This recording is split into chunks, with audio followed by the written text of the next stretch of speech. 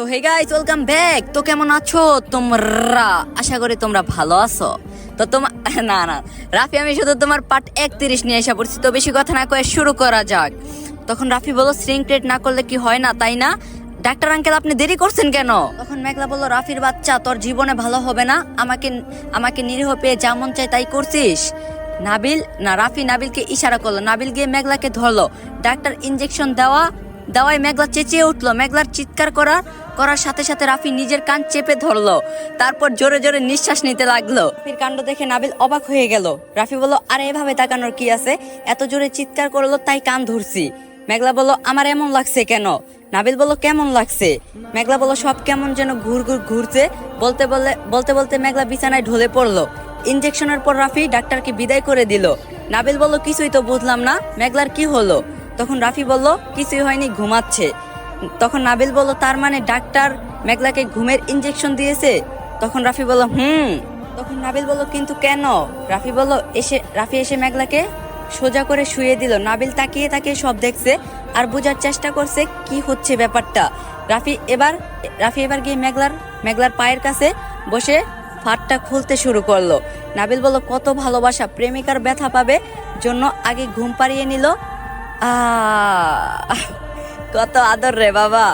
তখন রাফি বলল, এই ধরনের ফাঁদ তুই কখনো খুলেছিস? এটা খুলতে কমপক্ষে 15 মিনিট সময় লাগে, আর খোলার সময় পায়ে আরো শক্ত করে আটকাবে। মেঘলার চেতন থাকা অবস্থায় এটা খোলা অসম্ভবের ছিল না, আর খুলতে পারলে ওর খুব কষ্ট হতো।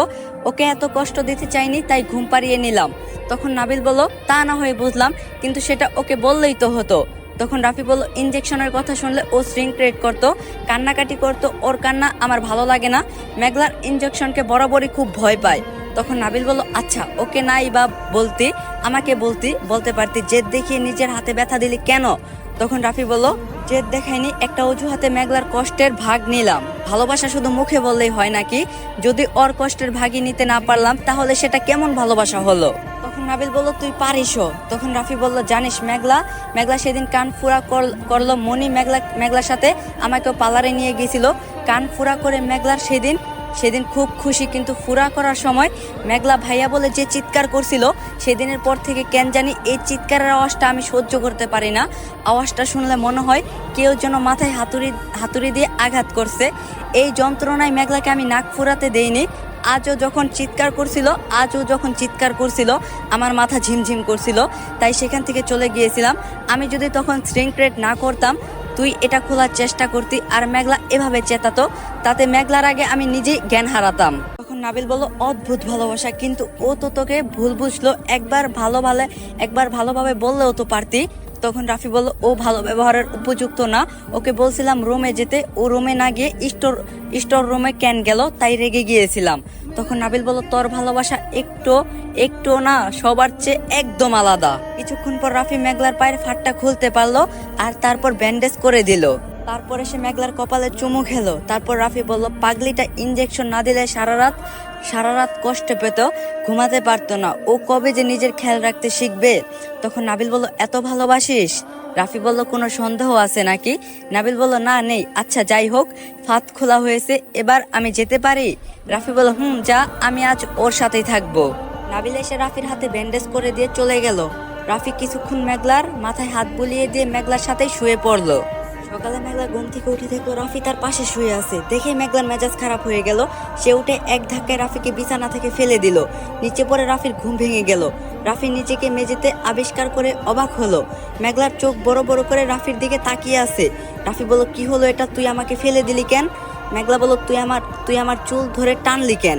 রাফি বলল, আমি চুল ধরে টেনেছি মানে? আমি কখন এসব করলাম? মেঘলা বলল, কেন, স্কুলে যাওয়ার সময় যে চুল টানলি মারলি? তখন রাফি বলল, ফাউল মেয়ে, তুই স্বপ্ন দেখছিস, আমি মারিনি। তখন মেঘলা বলল, মিথ্যা বলবি না, আমার সব মনে আছে। বলে মেঘলা যেই উঠতে গেল পায়ে ব্যথা পেল। আর আমার পায়ে কি হয়েছে? তুই ব্যথা দিয়েছিস, তাই না? তখন রাফি বলল, হ্যাঁ, আমি তো তোকে মারার চাকরি নিয়েছি। ফাজিল মেয়ে, কিছু না বুঝি আমাকে ফেলে দিলি। মেঘলা বলল, ও মা গো মা, পায়ে কি ব্যথা গো। রাফি উঠে গিয়ে মেঘলাকে কোলে নিয়ে নিল। মেঘলা বলল, এই স্বার্থপর ছেলে, আমাকে টাচ করবি না, আমায়। রাফি মেঘলাকে ওয়াশরুমে নিয়ে গেল। তারপর চোখে মুখে পানি দিয়ে দিল। রাফি বলল, এবার কিছু মনে পড়ছে? মেঘলা রাফির দিকে তাকিয়ে আসছে। রাফি বলল, কি মনে পড়ছে? মেঘলা মাথা নিচু করে বলল, তখন রাফি বলল, এবার তাহলে তোকে কোল থেকে ফেলে দেই। মেঘলা রাফির গলা জড়িয়ে ধরে বলল, দিবি কেন? রাফি বলল, আমাকে ফেলে দিলি যে। মেঘলা বলল, ফেলে দিয়েছি, বেশ করছি, আবার দিব। তখন রাফি বলল, কি? মেঘলা বলল, এভাবে তাকানোর কিছু নেই। তুই যে আমাকে ইনজেকশন দিয়েছিস, ফাঁদে পা আটকে দিয়েছিস তার বেলা। তখন রাফি বলল, মানে কি? আমি কেন তোর পায়ে ফাঁদ আটকে দিব? কি সব বাজে বকছিস? তখন মেঘলা বলল, আমার সব মনে আছে, ফাঁদটা খুলতে পর্যন্ত দিসনি। কি পরিমাণ হারামি তুই চিন্তা কর। তখন রাফি বলল, তুই কিন্তু আমার কোলে আরেকটা বাজে কথা বললে এখন ফেলে দিব। তখন মেঘলা বলল, এত সোজা না, তোর গলা জড়িয়ে ধরে রেখেছি না, ফেলবি কি করে? তখন রাফি বলল, এ তো দেখি চোরের মায়ের বড় গলা হয়ে গেল। মেঘলা বলল, আমাকে ভালোই বিছানায় গিয়ে রেখে আয়। রাফি বলল, তা তো নিবই, যে মুটকি হয়েছিস বাবা। তখন মেঘলা বলল, একদম ফালতু কথা বলবি না, গন্ডার কোথাকার। রাফি গিয়ে মেঘলাকে বিছানায় নামাতেই মেঘলা বলল, বের হ আমার রুম থেকে, কাল যা করলি তারপর আমি তোর মুখটাও দেখতে চাই না। রাফি বলল, সাহস বেড়ে গিয়েছে মনে হচ্ছে। মেঘলা বলল, অবশ্যই বেড়েছে, আমি এখন তোকে আর একটুও ভয় পাই না। এখন থেকে তুই আমাকে মারলে আমিও তোকে মারবো। তখন রাফি বলল, চুপ বেয়াদব। তখন মেঘলা বলল, তুই এত নির্লজ্জ কেন? বলেছি না রুম থেকে বের হতে। তখন রাফি বলল, ভেবে বলছিস? মেঘলা বলল, হ্যাঁ, তুই একটা ভিলেন। তুই যদি আমাকে এভাবে বিরক্ত করিস, আমি আর এখানে থাকবো না, বাবার ওখানে চলে যাব। রাফি বলল, বাহ, অসাধারণ, ঠিক আছে, এখন থেকে আমি তোর সাথে কোনো কথা বলবো না, বিরক্ত করব না, বলে রাফি চলে গেল। কিছুক্ষণ পর নাবিল মেঘলাকে দেখতে আসলো। নাবিল বলল, ঘুম ভাঙলো? তখন মেঘলা বলল, তো কি মনে হয় আমি মরে গেছি? তখন নাবিল বলল, ছি, আমি কি তাই বলছি? পায়ের কি অবস্থা সেটা দেখতে আসলাম। মেঘলা বলল, দেখতে হবে না, কাল তো একবার এগিয়ে এলি না, বিড়ালের মতো রাফির পিছনে মুখ লুকিয়েছিলি, এখন রাফির কাছেই যা, তোরা সব কয়টাই হাড় বজ্জাত, একটাও ভালো না। তখন নাবিল বলল, এত যে বড় বড় কথা বলছিস, তোর পায়ের ফাঁদ খুললো কে শুনি? মেঘলা বলল, সত্যি তো, কে খুলছে? তখন নাবিল বলল, কে আবার? রাফি, তুই যাতে ব্যথা না পাস সেজন্য ঘুমের ইনজেকশন দিয়ে নিয়েছিল, আর তাই তখন তোকে শাস্তি দেওয়ার জন্য না, বরং ডাক্তারের জন্য অপেক্ষা করছিল। তুই এসব কি বলছিস? আমি তো আরো ওকে যাতা বলে অপমান করে রুম থেকে বের করে দিলাম, এখন কি হবে? তখন নাবিল বলল, অপমান মানে? শুধু অপমান না, ওকে আমি বিছানা থেকেও ফেলে দিয়েছি, এখন কি হবে?